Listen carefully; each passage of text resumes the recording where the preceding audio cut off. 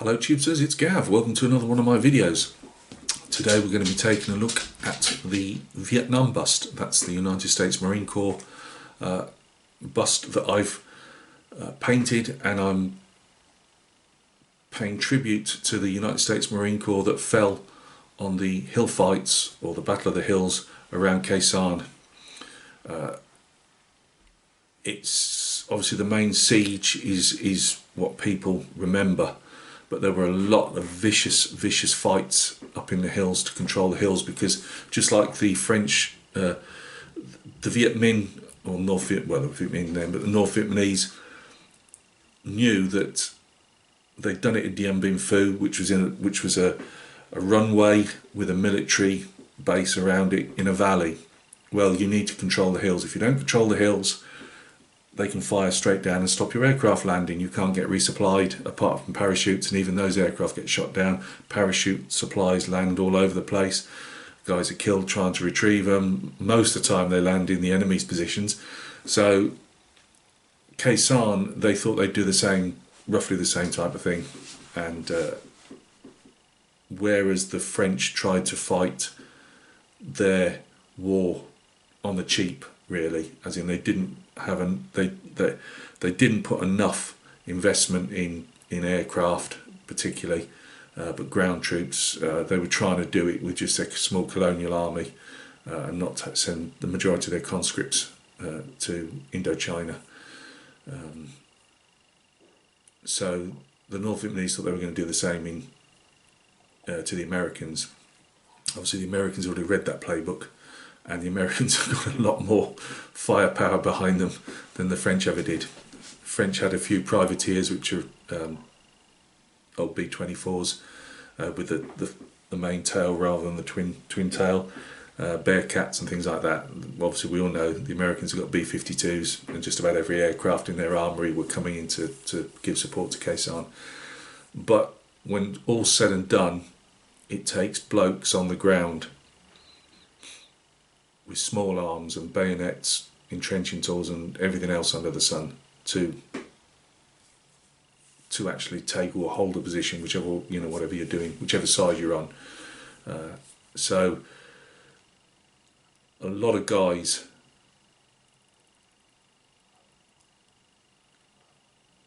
were killed fighting those battles.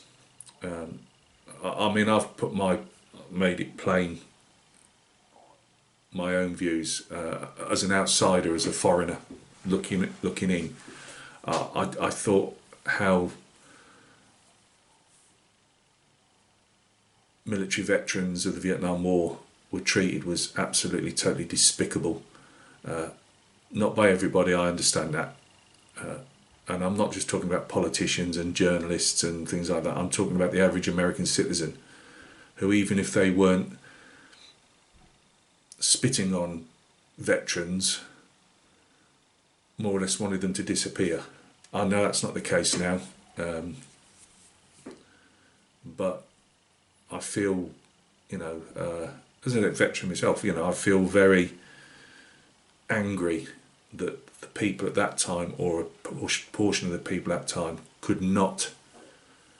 For me, they'll be coated in shame until they die, as far as I'm concerned. So when I do the odd Vietnam related subject, I will dedicate it to whatever. This happens to be a Marine, so I've dedicated this to the Marine Corps, and I wanted to. I watch Vietnam veterans as they tell their stories, and they put them up on YouTube.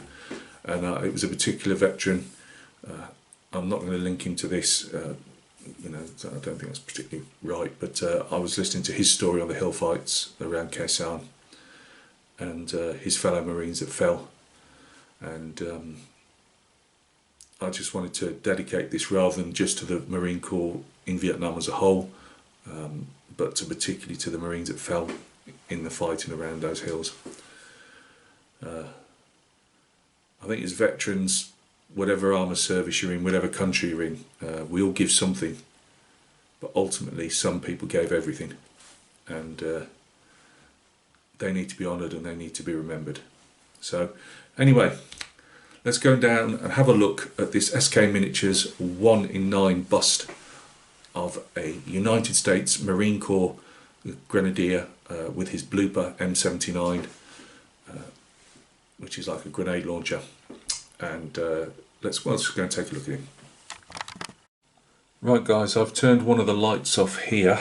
I'm not sure how it's going to come over, and sometimes it looks quite bleached out on the viewfinder, and then you actually run the video and it doesn't look too bad, so hopefully that's going to be the case. So yeah, the figures, SK Miniatures, UK based, I believe they actually sell figures, but they also have their own line of figures as well. This was quite inexpensive as resin busts go. I should say this is resin, it's not a 3D print, it's a cast resin piece.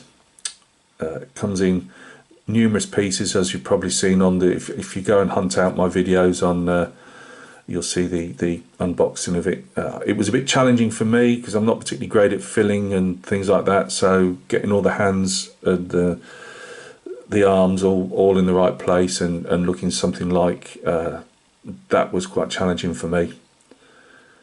It was a subject obviously I wanted to do, so let's face it, we all pick subjects we wanted to do unless it's a commission, but it's a subject that I follow a lot, and say the Vietnam War, it turned out I was sceptical at first. I've got to say that I didn't think the resin had been mixed completely properly, and I don't mean that as it was brittle or anything, but there was black pieces in the grey resin, or the greyish resin, and I was worrying how much it was going to show through on the paint, and I needn't have worried. It painted up fine, so don't get put off by that. It is a very, very nice piece to work on. Decent locating points for the pouches. Painted in acrylics, I should have said, a mixture of AK and Vallejo. I'm moving, as I run out of Vallejos, I tend to be moving towards more AK third generation paints. I'm not paid to say that. I'll say this is what everything's bought by me. I just like the consistency of them. They tend not to pull out the bottles as much as the Vallejos do, and that's just me. I think it's oak. Let me just turn it over because I never. Yeah, Oakwood Studios is the plinth. This was already the plinth. They had its own resin plinth. Normally I may well have put this on a brass plinth, but it was quite rough on the bottom, and I didn't want to go to all the time of trying to, well, it wasn't trying, you can flatten it out and that, so I ended up keeping it on its original plinth and then sticking it on, so it's slightly taller maybe than I would have liked. But yeah, I hadn't painted black skin before, so that was new. I wanted to keep, there was a couple of dings in which I could have polished out, but I decided to leave them back in the, if you can call it, the planning stage, just to, I wanted to show, I'd seen, you know, how much well, all servicemen in Vietnam, if they're out in the boonies, got obviously cut and blistered and leech bites and you name it, you know, so I wanted to leave some form of reddening and that, where he's been through elephant grass and things, like here. I've turned that into you know, cuts and things. The watch, as best I can do with my skills at the moment, I painted it non-metallic, not thinking that I'd already painted metallic on there, but I'll be honest with you, the way it shines out, and that's what I wanted it to have a slight bit of bling to it, just if the sun's hitting it, and I think that achieved that better than using metallic paint, to be honest with you, for the small surface area that I'd got. So I don't think it detracts using both the styles, as in metallic paint on here and non-metallic up there. I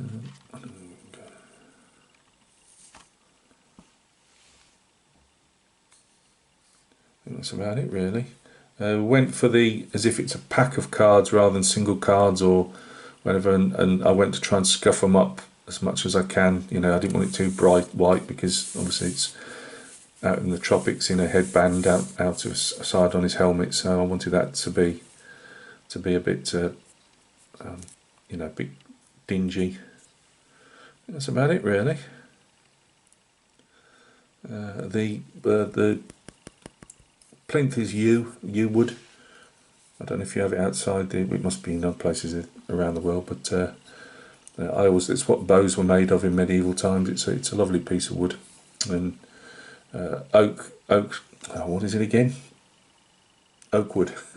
They normally give you the two options of either the yew or the mahogany, and I do prefer the yew because you can turn it round. You can screw your figure into roughly whichever side meets your fancy really. And I just fancied having this on the slightly darker side. So that really was, as I say, I'd got it and I wasn't too sure. I've got to say, I wasn't. You know, I'll always be truthful. I wasn't too sure when I was looking at it in the separate component parts, but it was a really, really nice figure. I don't think anybody would be disappointed if they get one themselves. I say I thoroughly enjoyed it. As I say, so the figure's S.K Miniatures. They sell through eBay. It's all legit, but go check out S.K Miniatures on eBay UK, and it's a UK eBay shop, and as well as everybody else's. He sells everybody else's figures. He's obviously got his own line of figures as well. So yeah, there'll be some photographs at the end. I don't know the quality of them. I've only shot them on the, obviously this little video camera can take photographs as well. I don't have, whenever I try and take photographs in that little light box with the LEDs, I get the strobe effect. So I just do them underneath. I've got a couple of video lights that I use and the overhead painting lamp. So obviously the quality is never brilliant, but it is what it is. Again, this is a M79 blooper. He's a Grenadier, who is the blooper gunner, if you want to put it that way. And he represents, you can obviously represent him as the United States Marine Corps in Vietnam at any stage of the war, I take it really, or most stages of the war. And I'm just dedicating to those Marines that fell on the hill fights around Khe Sanh. As I say, I'm sorry if I get a bit preachy, but I don't like seeing people that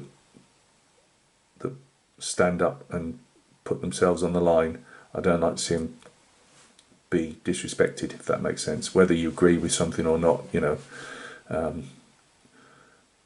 people stand up and are a shield for other people to live their lives, and whether they're doing it for a job, whether they're conscripted, it doesn't matter. You treat them with respect. You don't have to lionize them, idolize them, but you just treat them with respect. You certainly don't go calling them out as they were at the time, as they came out of airports and scared to put uniforms on. And we've all heard reactions of a lot of veterans. I know not all veterans got that, but a lot did, and that was pretty disgraceful. So as a foreigner, I don't know if I can say this, but to all the Vietnam veterans out there, welcome home. We'll catch each other on another video. Cheers, guys.